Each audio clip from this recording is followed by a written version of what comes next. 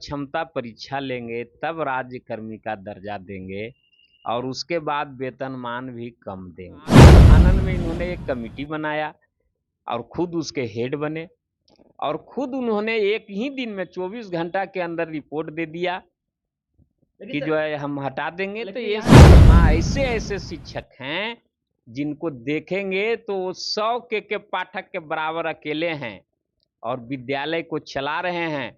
और हमने कई के पाठक को बनाया है।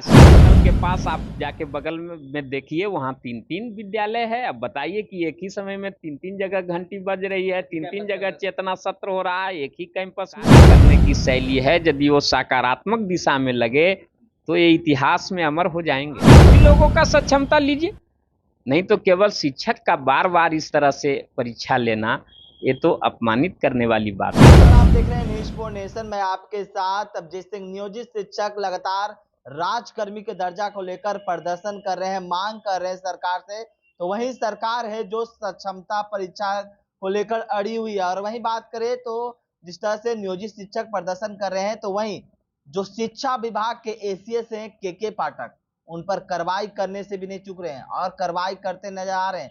इसे बात करने के लिए हमारे साथ हैं बिहार राज्य प्राथमिक शिक्षा संघ के कार्यकारी अध्यक्ष हैं मनोज सर। सर, कैसे देख रहे हैं आप लोग राजकर्मी का दर्जा मांग रहे हैं, प्रदर्शन कर रहे हैं, सरकार से मांग कर रहे हैं, लेकिन आप पर कार्रवाई हो रहा है, डर नहीं लग रहा आप लोगों को? देखिए, काफी लंबे समय से हम लोग का यह मांग रहा है कि जिस प्रकार आज के 30-35 वर्ष पहले की सरकारें ने जो शिक्षकों को वेतनमान और तमाम सुविधाएं दी थी, सभी लोगों को वही सुविधा प्राप्त था जो बिहार के राज्य सरकार के सभी कर्मचारियों को प्राप्त है।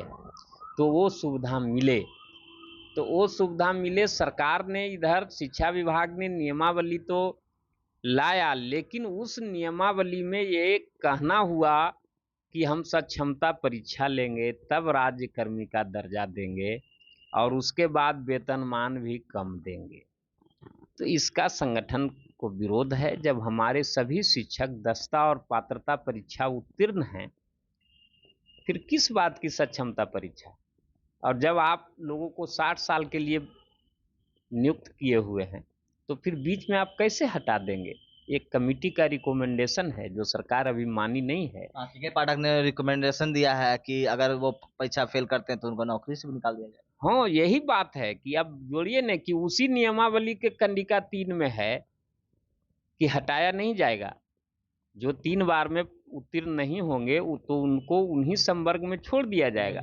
हाँ, आनन फानन में इन्होंने एक कमेटी बनाया और खुद उसके हेड बने और खुद उन्होंने एक ही दिन में 24 घंटा के अंदर रिपोर्ट दे दिया कि जो है हम हटा देंगे। तो ये सब यहाँ ये सवाल इसलिए उठ रहा है कि एसीएस जो के पाठक है वो नियोजित शिक्षकों के साथ इस तरह का रवैया क्यों अपना रहे हैं? क्या मंशा है के पाठक को, क्यों नियोजित शिक्षकों को इस तरह से बात किया जा रहा है उनसे? देखिए, के पाठक साहब का तो नाम नहीं हम लेंगे, लेकिन एसीएस जो शिक्षा विभाग हैं जिनका नाम श्री के पाठक है, तो उनकी मंशा हमें साफ दिखती है कि उनको लगता है कि वही इस देश में एक ईमानदार हैं और कर्मठ हैं और वही लोकतंत्र को चला रहे हैं। ये उनका गलत सोच है। हमारे यहाँ ऐसे ऐसे शिक्षक हैं जिनको देखेंगे तो 100 के पाठक के बराबर अकेले हैं और विद्यालय को चला रहे हैं। और हमने कई के पाठक को बनाया है। शिक्षक ही बनाते हैं के पाठक को। इस चीज को वो भूल गए हैं। और हम भी सरकारी स्कूल के पढ़े हुए हैं और अभी के जो एसीएस रैंक के जो अफसर हैं उसमें अधिकांश सरकारी विद्यालय के प्रोडक्ट हैं। लेकिन उनको पता नहीं शिक्षकों के प्रति, गुरुओं के प्रति इस प्रकार का भाव कैसे आया कि नियोजित शिक्षक को तंग तबाह करो। हालांकि एक वीडियो हम कहीं देख रहे थे, कहीं वो डाइट में गए हुए थे तो बड़ा प्रशंसा कर रहे थे, जो पहली वीडियो था उनका।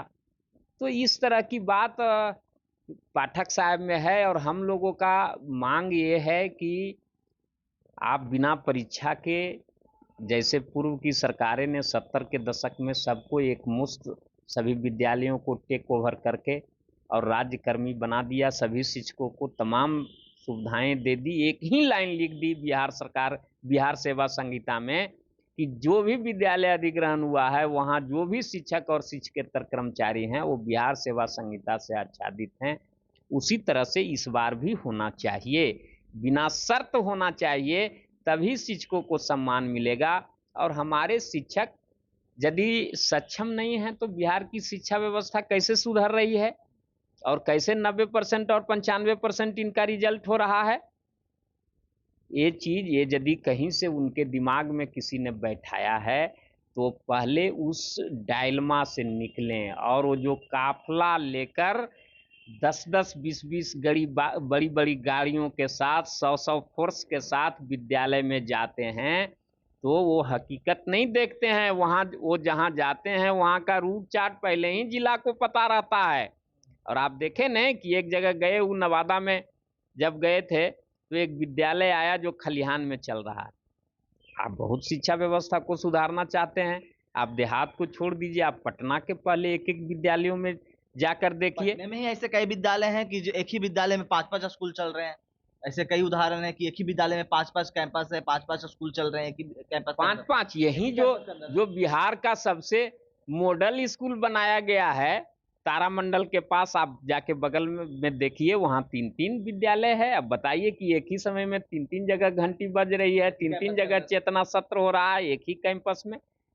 तो ये पाठक साहब को देखना चाहिए। और क्या पाठक साहब ने पूरे बिहार में विद्यालयों को भवन, सबसे पहले बेंच डेस्क तो कर हैं, पहले भवन जहां बेंच डेस्क लगेगा वो तो चाहिए। वो अभी बहुत सारे व्यवस्था नहीं है, आप नियोजित शिक्षक पर कार्रवाई कर रहे हैं, व्यवस्था दे नहीं रहे और कार्रवाई सिर्फ व्यवस्था के नाम पर ये व्यवस्था है कि मूलभूत चीज जो बच्चा पाठ्य पुस्तक से पढ़ेगा, अभी तक 50-60% बच्चे का ही किताब आया है। फरवरी का महीना पार हो गया, मार्च के दूसरे तीसरे सप्ताह से परीक्षा होनी है।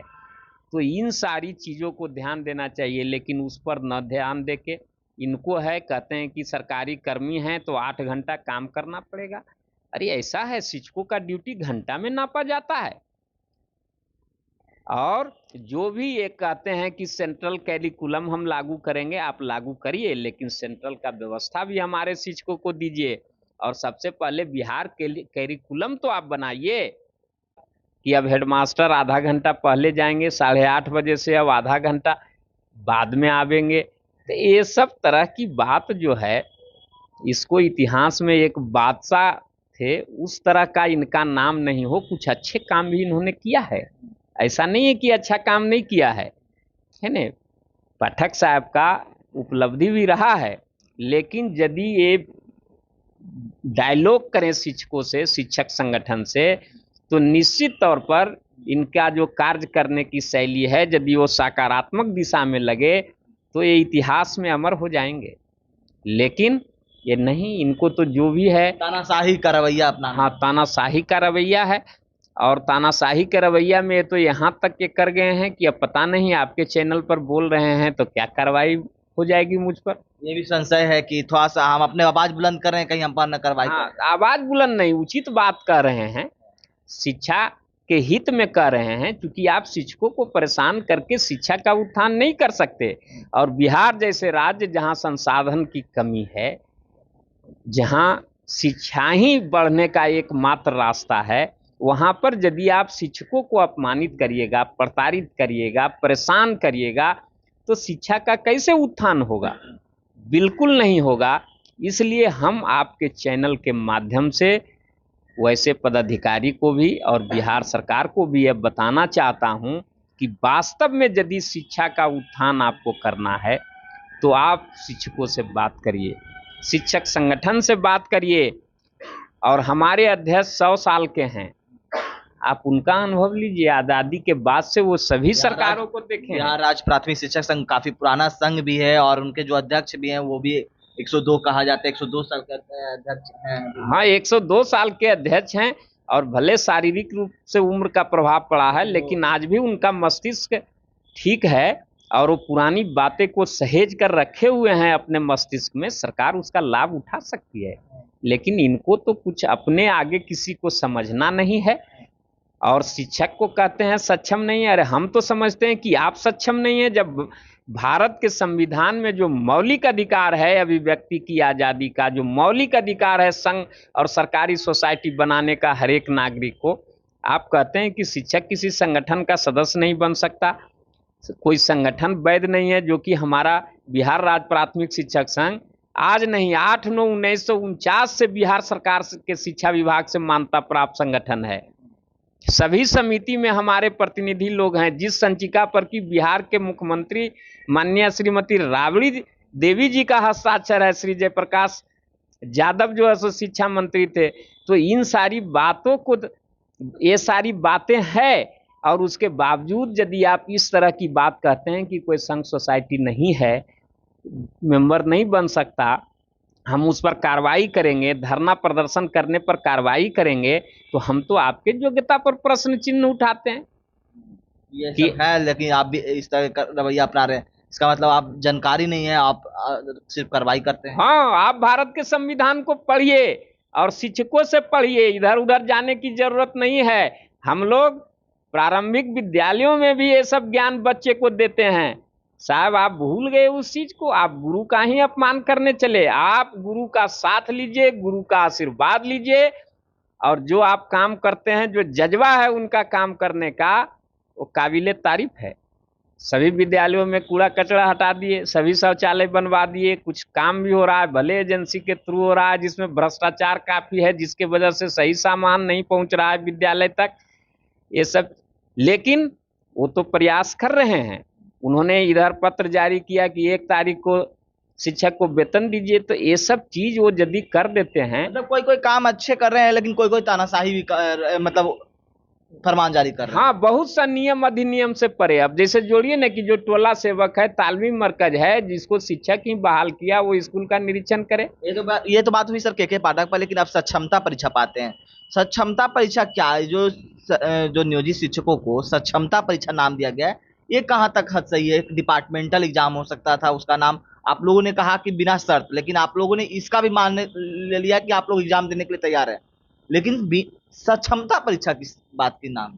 नहीं, देखिए, एग्जाम नहीं, हम लोग का स्पष्ट कहना है कि हमारे शिक्षक सभी दस्ता और पात्रता उत्तीर्ण है, एग्जाम लेने की जरूरत नहीं है। लेकिन यदि सरकार आमदा ही है तो बीपीएससी का सिलेबस क्यों?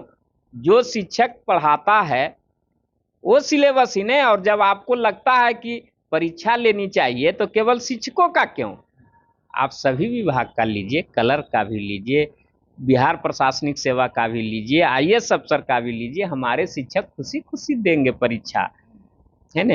यानी कि आपका कहना है कि कल शिक्षक का ही सक्षमता ले सकते हैं, आप लीजिए और लोगों को। हाँ, सभी लोगों का सक्षमता लीजिए, नहीं तो केवल शिक्षक का बार बार इस तरह से परीक्षा लेना, ये तो अपमानित करने वाली बात हो गई।